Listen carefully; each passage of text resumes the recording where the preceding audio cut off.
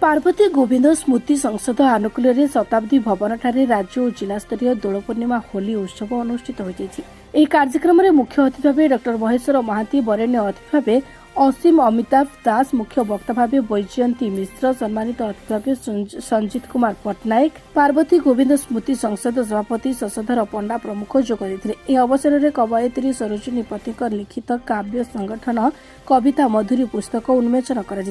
राज्य और विभिन्न जिलूर कवि मानक सभारे सम्मानित कर अनुष्ठान मुख्य लक्ष्य आज समय अवहेलित अवस्था दुखित और पीड़ित व्यक्ति विशेष मानक सहायता प्रदान करेंगे बोली अनुष्ठान संपादक शशधर पंडा कहते। वृद्धाश्रम से बास करुवा व्यक्ति विशेष को सहायता प्रदान करेंगे बोली प्रतिश्रुति देते। साधारण संपादक सुकुमार सामल धन्यवाद अर्पण करते। अप्रकाश्य से केवल अनुभव सर्वस्व ये गोटे साधना आर मनीष हजि जाए। मनीष जब पागल ना कवि हो पार कि लेखक हो पार। मो प्रोफेशन बा मो चाकरी से तो मो पेशा हूँ पैसा पे मो चाकरी कर निशा अलग ए निशारे मत संश्लिष्ट कर प्रियपत्र मैगाजिन विपिन बिहारी दलाई तापर मु गोटे गोटे स्टेप आस्ते आस्ते ऊपर उठिला पर मु अनुभव कली जे या सुंदर और शांतिप्रद जिनस कौन नहीं मु साहित्य रे विशेष करके गल्प लिखुली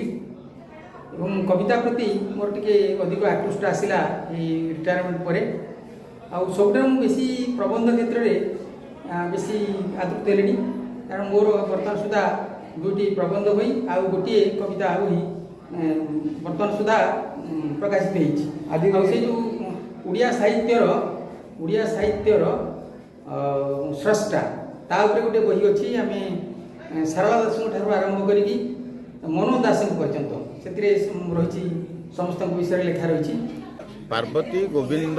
बापा माँ ना स्मृति संसद आम गढ़ार उद्देश्य हो भाषा साहित्य संस्कृति परंपरा को केमी आगू नबू एवं जो वृद्धाश्रम सब गढ़ी उठुची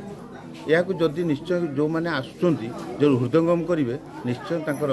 बापा माँ प्रति सहानुभूति वृद्ध वृद्धाश्रम कमे बोली आशा रखुचु एवं साहित्य को आम आगू नबार मुख्य कारण हो